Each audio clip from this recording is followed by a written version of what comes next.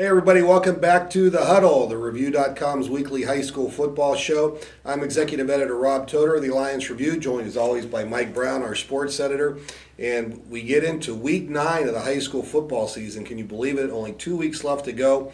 You know it's getting down to crunch time because on joeidle.org, he's already got playoff predictions as added to his team rankings. We start with the game of the week last week, Mike. Louisville and Marlington. And what a tale of two halves, I guess, or a tale of two games. Marlington off to a strong start, and then Louisville really dominated from about the last 2.5 quarters. Absolutely. And what a job Connor Zwick has done. There's the kid that wasn't going to be Louisville's starting quarterback one of the season. He accounted for 350 total yards last week, and that went over the Dukes. And the thing about Marlington, Rob, you look at their schedule. Marlington's a good football team. The records of the two teams that have beaten them this year is 15-1. Poland has lost one game, and Louisville's undefeated. So Marlington's a good football team too. Yeah, absolutely.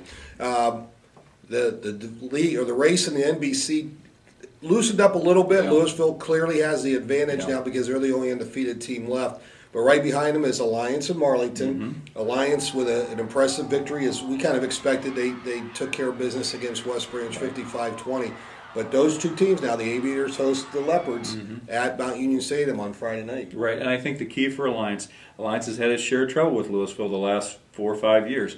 I think Alliance needs to play mistake-free football and not make any key mistakes, because Louisville is the kind of team that will capitalize on that. They'll make you pay for those. If Alliance plays mistake-free, I think they have a shot. But this is a tall order because Louisville is playing very well right now. Yeah, my prediction was Alliance needs to get off to a good start. Well, that worked for Marlington for a quarter and a half, and we saw how that turned out. But I think really for Alliance, with their confidence and the issues that you said, that you referred to, that they've had against Louisville, I think for them to get off to a good start, and they've been playing really well. That's a team that plays with a lot of confidence. Right. I think right now there's a lot of skill that's going to be on that field Friday night at Mount Union Stadium. Yeah, that's a great game. Yeah. Also in the NBC last week, Carrollton kept Salem winless in the NBC with a 28-19 win. And Kansas South edged Minerva, a little bit of an upset there, winning at the Lions' home field 20-19. A couple missed extra points for the Lions did them in.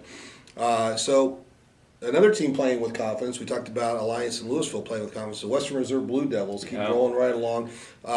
They've clinched a home game in the first round of the playoffs, and they showed how strong they are against Sebring on Friday night. Wow, they're just going to be rolling right into the playoffs here in a couple of weeks. And Nick Allison had a big first half. I think he had 4 touchdown passes in the first half. Flaska, the receiver, had a real big game for Western Reserve. I mean, that's a team that's hitting on all 8. I think those kids believe they can beat anybody, and that's huge. It really is. And the Blue Devils can clinch a share of the ITCL Tier 2 championship Friday night at Mineral Ridge. They should be the favorite in that game. Sebring goes on the road. Also, they are at Leetonia, and that's a game that's a winnable game for the Trojans. Right, and that'd be nice to see them get back on. I know they've had a few rough weeks here, and I think they need to get some confidence back, and that's a chance for them to get a win, like you said. Yeah, absolutely. And then the Tier 1, United goes to East Palestine. East Palestine is winless, so looking good for the Golden Eagles. They've had a tough season despite all that senior leadership that they've had.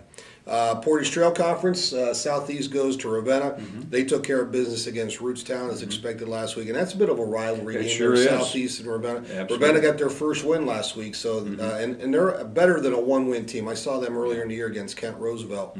Ravenna's not a bad team. No, they're not, and that'll be a good game. That's usually a good game. It's a big rivalry game. So. And Waterloo lost by 4 touchdowns to Woodridge, who's pacing the Portage Trail Conference this year. Kind of a little bit of an upset there. And it doesn't get any easier for the Vikings. They go to Mogador this Friday night. And then St. Thomas and Barberton play. Barberton's 2-6. You would think the Knights could take care of business there. They did. They looked good against Youngstown East on Friday night. But this kind of is an important game for St. Thomas because they need every point. Absolutely, they need every playoff point. I think they're going to make it, but they need to win these last 2 games to make it. Yeah, and of course then they finish up with Kansas Central Catholic. So a lot of good games coming up. Really, I think the Louisville Alliance game is the game of the week, and it's going to probably decide. Well, it will decide who wins the NBC championship. We want to remind everybody, make sure you check out the reviews. Print edition throughout the week. We'll have previews of all these games and many more. We'll have coverage of all the games in Saturday's print edition. We'll have video of a couple of the bigger games of the week, probably definitely Louisville and Alliance. We'll have Mike's expert gridiron guesswork picks on Friday's paper. He beat me last week. That was lucky. Yeah, right. Yeah. But you can also play for prizes, great prizes each week on your own by playing in the Reviews Pigskin Picks contest. So a lot of good games for Mike Brown. This is Rob Todor. We'll see you at a game on Friday night.